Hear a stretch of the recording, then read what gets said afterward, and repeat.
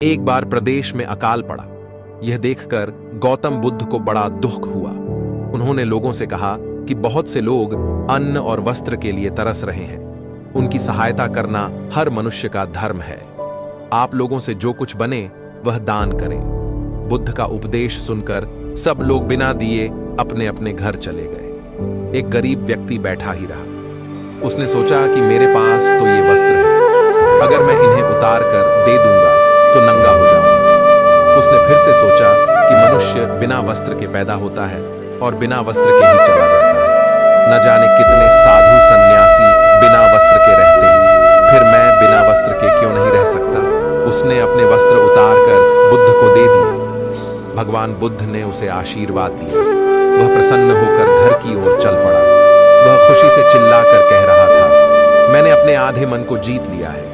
तभी सामने से राजा की सवारी आ रही थी। उस गरीब की बात सुनकर राजा ने उसे अपने पास बुलाया और पूछा कि तुमने आधे मन को कैसे जीता है। उस गरीब ने कहा कि भगवान बुद्ध दुखियों के लिए दान मांग रहे थे। ये सुनकर मैंने अपने वस्त्र उतार दिए। पहले तो मेरे मन ने इनकार किया, फिर मैंने उसे समझाया कि मनुष्य बिना वस्त्र के पैदा होता है और मृत्यु होने पर साथ में कुछ भी नहीं जाता। राजा उसकी बात से बड़ा प्रसन्न हुआ।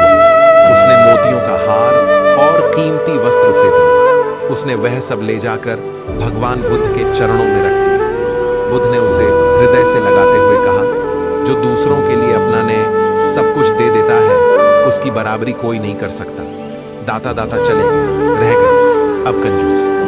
दान मान समझे नहीं, लड़ने को तजबूत आप। तो उन पर दुखों का पहाड़ टूट पड़ेगा। रानी यशोधरा पर क्या बीतेगी।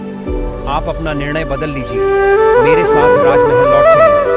नहीं चंदा, सिद्धार्थ ने सुंदर व सुगंधित बालों को काट कर कहा, मैं अब नहीं लौटूंगा। मैंने सोच विचार करके ही यह निर्णय लिया है। मैं सत्य व ज्ञान का मार्ग खोजना चाहता हूँ, जिससे मानव शांति पा सके। तुम आंसू पोंछ लो और राजभवन लौट। छंदक को सिद्धार्थ की आज्ञा का पालन करना पड़ा। उसने सिद्धार्थ के चरण स्पर्श किए, उनके कीमती वस्त्रों व आभूषणों को रथ में रखा और कपिल वस्तु की ओर चल पड़ा। जिस समय छंदक राजभवन में लौटा, सुबह का प्रकाश चारों ओर फैल चुका था। राजा शुद्धोधन बाग में भ्रमण कर रहे थे। जब उन्होंने सिद्धार्थ का खाली रथ देखा तो उनके माथे पर बल पड़ गए। उन्होंने क्रोध से छंद की ओर देखा और पूछा, तुम बिना बताएं सिद्धार्थ का कहाँ ले गए थे? वह इस समय कहाँ है? छंदक ने रोते हुए वह पूरी बात बता दी। फिर रथ से सिद्धार्थ के कीमती वस्त्र व आभूषण लाकर उन्हें सौंप दिए। शुद्धोधन उन वस्त्र आभूषणों को छाती से लिपटाकर फूट फूट कर रोने लगे। उन्होंने कहा, विद्वान पंडितों व ज्योतिषियों की भविष्यवाणी आज सच हो गई। मेरा बेटा संसार के सभी सुखों को ठुकराकर सन्यासी बनने चला गया।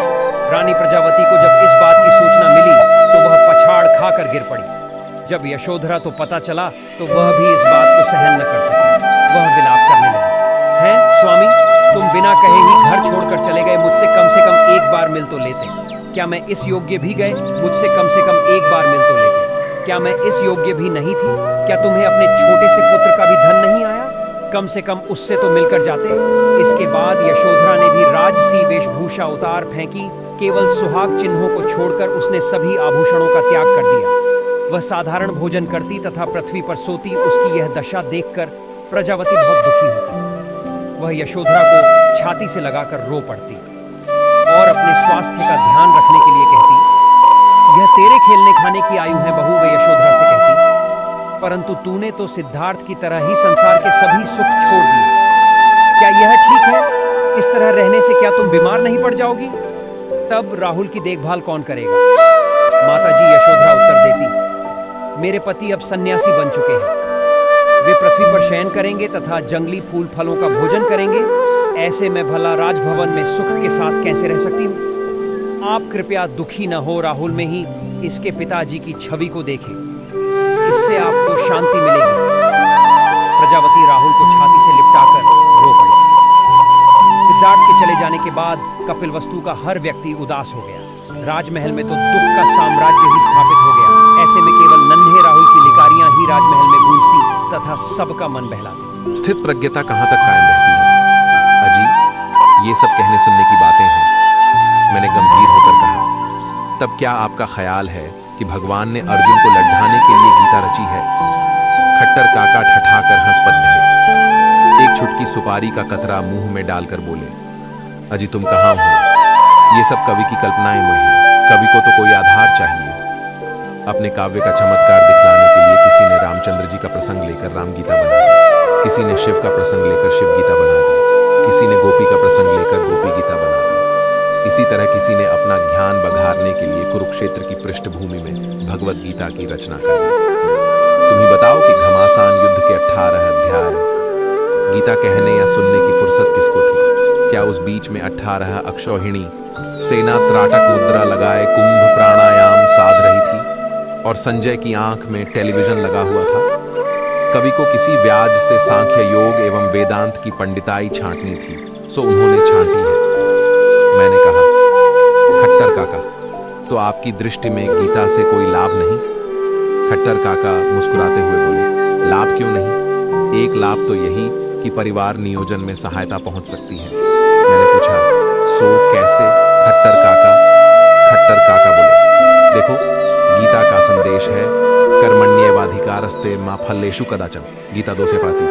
इस श्लोक में संतति निरोध का मंत्र छिपा है। मैंने चकित होकर पूछा, सो कैसे? खट्टर काका बोले, केवल कर्म करते जाओ, फल की कामना मत रखो। यहां फल का अर्थ संतान समझो। अब मैं ज्यादा खोलकर कैसे कहूं? चाचा जो हूं। मैंने कहा, खट्टर काका, आप तो हर बात में विनोद की पुट दे देते हैं। गीता का उपदेश है कि अनासक्त होकर कर्म करना चाहिए। खट्टर काका बोले, हाँ जी, इस उपदेश पर अमल किया जाए तो देश में क्रांति नहीं होगी। कोल्हू के बैल को गुड्ढ की छेकी से क्या प्रयोजन? यदि इतना ध्यान मजदूरों को जो हो जाए तो फिर कारखानों में हड़ताल क्यों होगी? लेकिन आजकल तो देश में उल्टी गीता चल पड़ी है, फलेष्वेवाधिकारस्तु मा कर्मणि कदाचन। इस निष्कर्म भोगवान की लहर को रोकने के लिए एक नई गीता देश को चाहिए, जो कर्म और फल दोनों को साथ लेकर चले। वह गीता अब कुरुक्षेत्र में नहीं, कृषि क्षेत्र में बनेगी। उस गीता से कुरु वंश का अंत हुआ था, इस गीता से कुरु मंत्र का उदय होगा। तभी तो सुजलाम सुफलाम शस्य श्यामलाम वाला राष्ट्रगीत सार्थक हो सकेगा। आगे की पीढ़ियां। शिक्षा को बढ़ावा देने के लिए आप कुछ महत्वपूर्ण कदम उठा सकते हैं। 1. शिक्षा केंद्रों की स्थापना। गांवों और छोटे शहरों में शिक्षा केंद्रों की स्थापना करें ताकि बच्चों को आसानी से पहुंच सके। 2. शिक्षक प्रशिक्षण। स्थानीय शिक्षकों को उनके पेशेवरिक विकास के लिए प्रशिक्षण प्रदान करें ताकि वे बेहतर शिक्षा प्रदान कर सकें। 3. शिक्षा की गुणवत्ता की निगरानी। शिक्षा की गुणवत्ता की निगरानी करने के लिए शिक्षा के मानकों को स्थापित करें और नियमित रूप से मॉनिटरिंग करें। 4. शिक्षा के प्रोजेक्ट्स का समर्थन। शिक्षा संबंधित प्रोजेक्ट्स को आर्थिक रूप से समर्थन दें, जैसे कि विद्यालयों के इंफ्रास्ट्रक्चर के सुधार के लिए। 5. विद्यार्थियों का सहारा। आर्थिक रूप से कमजोर विद्यार्थियों को छात्रवृत्ति प्रदान करके उनकी शिक्षा में मदद करें। 6. डिजिटल शिक्षा को प्रोत्साहित करें। डिजिटल प्लेटफॉर्म्स का उपयोग करके ऑनलाइन शिक्षा को प्रोत्साहित करें ताकि अधिक विद्यार्थी इसका लाभ उठा सकें। 7. सामाजिक जागरूकता। लोगों में शिक्षा के महत्व की जागरूकता फैलाने के लिए सामाजिक जागरूकता कार्यक्रमों में शामिल हों। इन कदमों से आप बिहार में शिक्षा को